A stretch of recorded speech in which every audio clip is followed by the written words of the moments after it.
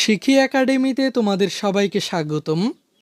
এই ভিডিওতে এখন আমরা ষষ্ঠ শ্রেণীর স্বাস্থ্য সুরক্ষা বইয়ের তৃতীয় অধ্যায়টি থেকে ৬৫ পৃষ্ঠার এই ছকগুলোর সমাধান দেখব।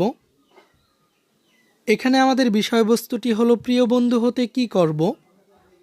প্রিয় বন্ধু হওয়ার জন্য ধাপ অনুযায়ী আমার কাজের একটি পরিকল্পনা তৈরি করব। এই পরিকল্পনাটি তৈরি করতে এবার আরেকবার দেখে নেই কি কি কাজ করলে আমরা প্রিয় বন্ধু হতে পারবো। শিক্ষার্থীরা, এখানে আমাদের প্রথম কাজটি হলো প্রিয় বন্ধু হওয়ার জন্য ধাপ অনুযায়ী কাজের একটি পরিকল্পনা তৈরি করা এবং কোন কোন কাজগুলো করলে আমরা প্রিয় বন্ধু হতে পারবো এই কাজগুলো খুঁজে বের করা। তার মানে এই ছকটির বিষয়বস্তু হলো প্রিয় বন্ধু হতে যে সহমর্মী আচরণগুলো করতে চাই, অর্থাৎ প্রিয় বন্ধু হওয়ার জন্য আমাদেরকে যে সহমর্মী আচরণগুলো করতে হবে, এই সহমর্মী আচরণগুলো আমাদেরকে এই ছকটিতে উপস্থাপন করতে হবে। তো শিক্ষার্থীরা, প্রথমে চলো আমরা দেখে নিই প্রিয় বন্ধু হওয়ার জন্য আমরা যে সহমর্মী আচরণগুলো করতে চাই।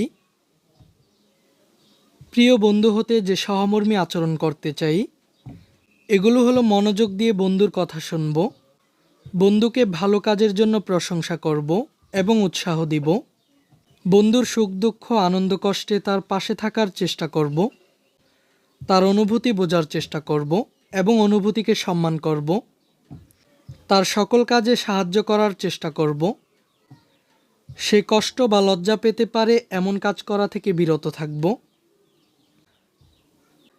এরপর কোনো কাজে ভুল করলে দোষারোপ না করে পরবর্তীতে বুঝিয়ে বলবো। এবার চলো আমরা আমাদের পরবর্তী কাজটি দেখে নিই। আমি যে সহপাঠীর প্রিয় বন্ধু হতে চাই, ফাঁকা ঘরটিতে তার ছবি আঁকি।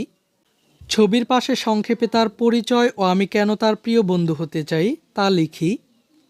তবে তার আগে সে আমার প্রিয় বন্ধু হতে চায় কিনা জেনে নেই। সে রাজি না হলে অন্য একজনকে বেছে নেই যে আমার প্রিয় বন্ধু হতে চায়।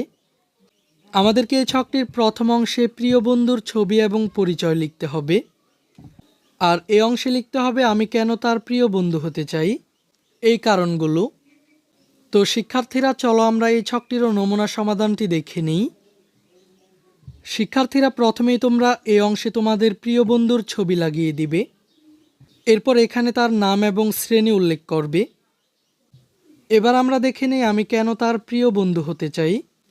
এর কারণগুলো হলো সে সবসময় আমার কথা মনোযোগ দিয়ে শোনে, আমার ভালো কাজের প্রশংসা করে এবং উৎসাহ দেয়, আমার অনুভূতি ও পরিস্থিতি বোঝে এবং আমার অনুভূতিকে সম্মান করে, কোনো কাজে ভুল করলে দোষারোপ না করে পরবর্তীতে বুঝিয়ে বলে, আমার সুখ দুঃখ আনন্দ কষ্টে পাশে থাকার চেষ্টা করে, আমার কোনো সহযোগিতা প্রয়োজন হলে সাধ্যমতো সহযোগিতা করার চেষ্টা করে। এরপর সবশেষ আমি কষ্ট বা লজ্জা পেতে পারি এমন কোনো কাজ করা থেকে বিরত থাকে। এই ক্লাসে এই পর্যন্তই। পরবর্তী ক্লাসে আমরা এই অধ্যায়টির ৬৬ পৃষ্ঠার এই ছকটির সমাধান দেখব। শিক্ষার্থীরা, এই ক্লাসটি তোমাদের কাছে কেমন লেগেছে তা আমাকে কমেন্ট করে জানিয়ে দাও। আর এই চ্যানেলের পরবর্তী সকল ক্লাসগুলো পাওয়ার জন্য চ্যানেলটিকে এখনই সাবস্ক্রাইব করে রাখো।